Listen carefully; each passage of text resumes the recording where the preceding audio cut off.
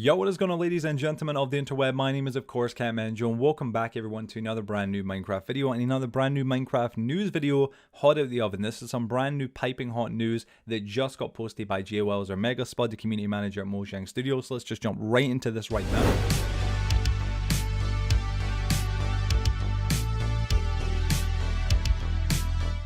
Happy Wednesday. In today's Bedrock Beta, we've moved the hashtag Caves and Cliffs features out from behind the experimental toggle. Check out the changelog for 1.18.0.20 beta here, of course, linking us to the feedback.minecraft.net actual article regarding that. We're going to look into that in just a minute. It also does say as well, please back up your worlds before playing. And we're going to scoot down just a teeny little bit here as well, where Jay actually added on a little bit of like a subtweet saying we'd also love to hear from you again. Let us know what the performance of the game is like in this short poll. Minecraft Beta 1.18.0.20, Xbox One, Windows 10 and Android, posted the 6th October 2021. There's a gorgeous little photo right here, of course, of a beautiful Caves and Cliffs, amazing mountain range just behind this little village, and I can't lie, I love it, honestly.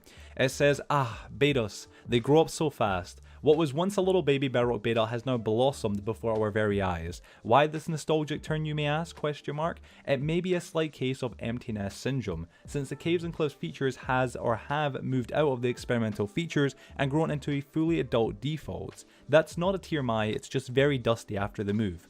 Maybe take a break. Oh, wait. Sorry, make sure I read that one properly. I was like, sorry, I'm reading way too quick here. Sorry, it's just very dusty after the move. My apologies. Maybe take a break from flinging wild accusations about and enjoy this week's update instead. And as always, send your feedback to ak.ms, of course, Caves Cliffs feedback, the actual feedback area, and report bugs at bugs.mojang.com. Where are my tissues? You know what I'm saying? And let's get right into it, shall we, alright?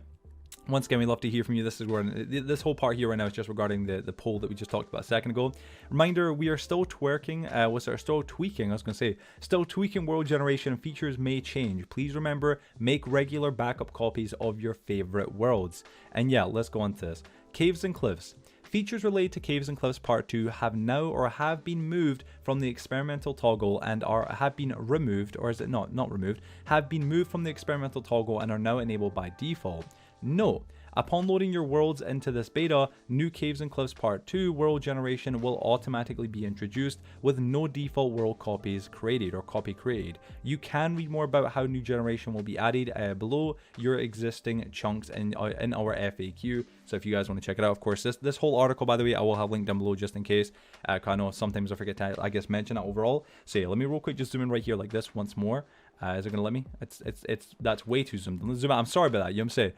I need glasses, don't judge me, alright? New World Generation in Caves and Cliffs Part 2 is currently incompatible with the creation of custom biomes experiment. In this beta, expect worlds with custom biome generation to be potentially unstable, and for custom biomes to only exist in current saved out areas of the world. Changed ore generation rates to be in priority with Java Edition. Fixed an issue that prevented large trees from growing below y = 0. Small drip leaf now properly generates as part of the lush caves biome. Cave generation. Old caves can now reach all the way to the surface. Old cave caviar, I'm not too sure, placement is now on priority with Java Edition. Floating water no longer generates in caves. Feature placement, excuse me. Meadow flowers no longer replace blocks in villages or other structures. Tough blob features now generate below y = 0. Deep slate patches no longer generate above y = 0. Amethyst geodes now get placed in the correct y range during world generation. World generation. Updated feature placement for granite, andesite, diorite, dirt, and gravel to match Java Edition.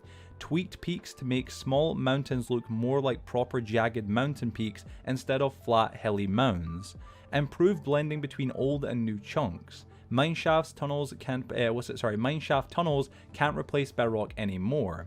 Features and bugs. Stability and performance. Players are no longer disconnected if a server and client have different runtime block IDs. Optimize the time it takes to place vines in the overworld. Accessibility. Added missing screen reader on the control lost connection prompt. Gameplay. Messed up there. Gameplay. Corrected portal locations when the portal was moved, but the location was not updated. Excuse me. Breaking a block below fire no longer creates an invisible fire block when the do fire tick game rule is disabled. Excuse me. General. Players with higher than recommended render distance settings are now prompted to change it to the recommended value. Render distance, default, and max settings have been updated for better performance. A prompt now warns players that they will be taken back to the main menu if they sign in while in game. Graphical. The carved pumpkin enchantment glint, now only covers the item instead of the entire slot. Fixed a bug that could occur on older worlds where looking up in a minecart would display the inside of the minecart, blocking the player's view. Update item rendering so enchanted are no longer be invisible in the nether. I'm so sorry guys, right now my reading is it's not on the top tier, is it, right? Marketplace. Store update prompts no longer appears for no internet connection or seasonal or season start failure. Mobs. Mobs can now path over trapdoors. Mobs no... And wait, isn't that a bit of an issue if mobs can now path over trapdoors? Doesn't that kind of destroy creeper farms? I'm sorry, I know this is a weird way to kind of cut in here. Somebody let me know this down below. I'm pretty sure that's what that does. I'm pretty sure creeper farms rely on the fact that mobs can't see trapdoors. So when they do walk past them, they just like fall right down. I know, let's continue, shall we? Sorry. Mobs no longer walk through campfires. Axolotls now animate correctly when airborne. Sweet berry bushes now damage mobs, and I'm not too sure what the "and" is, but that's what it is.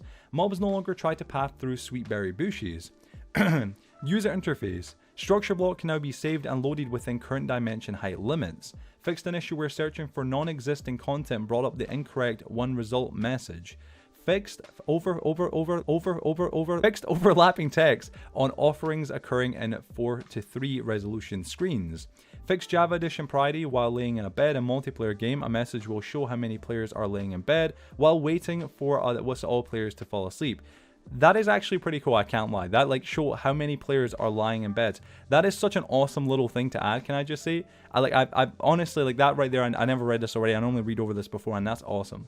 Provided better visual feedback and hints for render distance for different render distance settings. Vanilla priority. Raid mobs now despawn after a raid ends if the player moves too far away. Raid boss bar color changed to red from purple. Vindicators no longer naturally spawn in Illager patrols. Villages. Hero of the Village. Hero of the Village effect now applies to all players who helped kill a raider once a raid is defeated, and the effect remains on the player even if they travel outside of the village. Technical updates. Commands. Order of function calls triggered by /execute inside a function are now consistent. And last but not least, general. Added catching support for sub-chunk requests and fixed issue with holes in the terrain. Fixed the rendering error that could occur when attempting to render a vanilla mob in a base game version prior to the version that mob was introduced through JSON files. Most content errors and warnings will now only display once per world. Now there's a part here regarding item scripting, and if you guys want to read out, y'all can. This isn't something I really feel like is necessary to read out, so I'm not going to read out, but yeah, it's there.